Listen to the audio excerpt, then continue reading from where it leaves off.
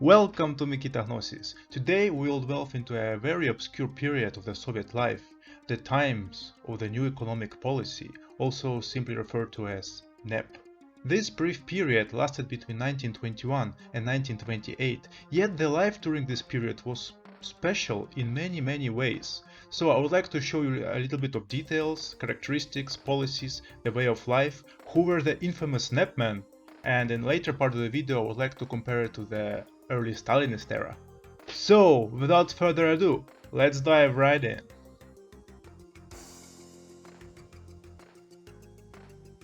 After the Russian Revolution, that lasted almost 6 brutal years, the Russian economy was virtually destroyed. Businesses and industries were disorganized, and many people were getting by mostly scavenging. After the Bolsheviks' victory, things were starting to change pretty rapidly, but much uncertainty remained. How will the new government be structured? How the life of the average workers will change? How will the economy be rebuilt? All of those questions were on the mind of the common folk.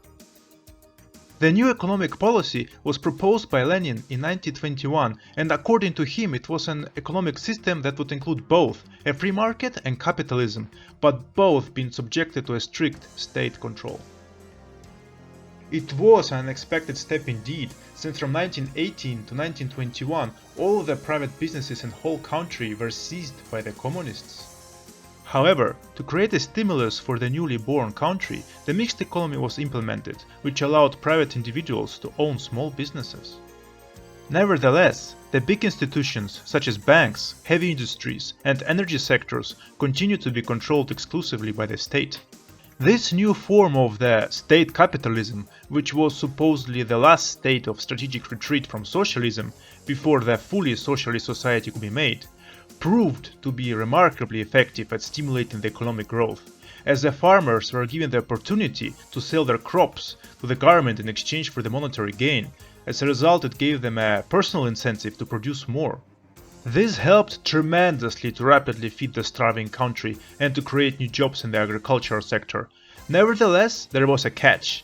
As the heavy industries were strictly controlled by the state, with workers not having much incentive to work for the fixed government rations, it created a big imbalance in the economy as the time went by.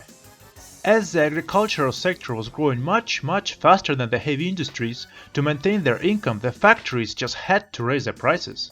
This in turn caused the sudden rising cost of the manufacturing goods, so the peasants had to produce much more crops to save money to afford buying these goods, which ultimately greatly increased the supply and lowered the prices of the agricultural products, making them affordable to all. However, to maintain this delicate balancing game, the government had to introduce fixed prices. If you enjoy my content and you want more obscure knowledge regarding the USSR, technology or martial arts, please subscribe to my channel. On the side, many new schools were built and promoted. The education was still not free back then, but it was much more available and cheaper, with the newly rich people, due to the implementation of NEP, being able to easily afford it. The international travel was also revived, with the Soviet people being able to visit abroad and with foreigners being able to come to the USSR, something that was cancelled later on with the rise of Stalin. Interestingly, in the 1980s, when the Chinese communist leader Deng Xiaoping was changing China from the command economy to the socialist market economy, he claimed that he was heavily influenced and inspired by the results of the Soviet NEP.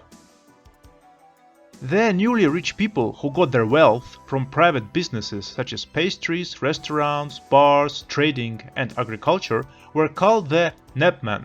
These Netmen were usually not interested in the classical arts, since they often didn't have enough education to understand it. These people were more interested in the cabaret, fancy suits and restaurants. As a result, fashion trends have also rapidly changed. With more people being able to afford buying fancy clothes, the sudden demand for import has appeared, with the French, English and American styles taking the lead. A privately held magazine industry also saw a big boom, as many humor and science-oriented magazines were enjoying high sales and rising demand. Magazines such as Krokodil, Smihach and Projector. Literature has also enjoyed a revival, with the creation of the biggest literature group called the Pereval, which was established with the help of the Krasnaya Novь journal.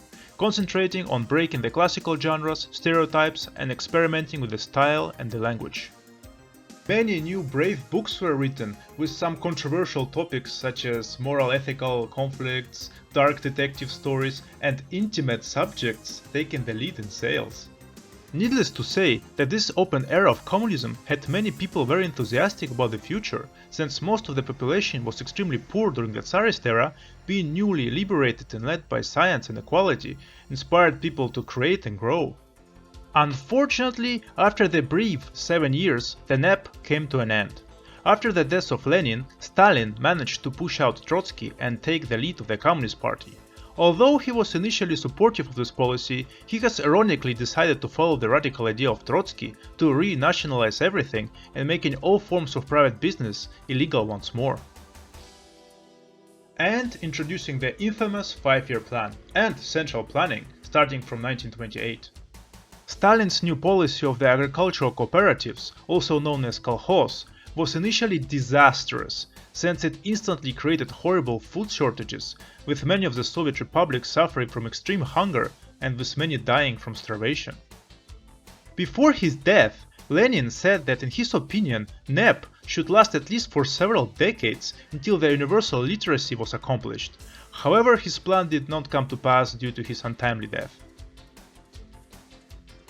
So guys, how do you think the USSR would have turned out if Lenin had at least few more decades of rule left?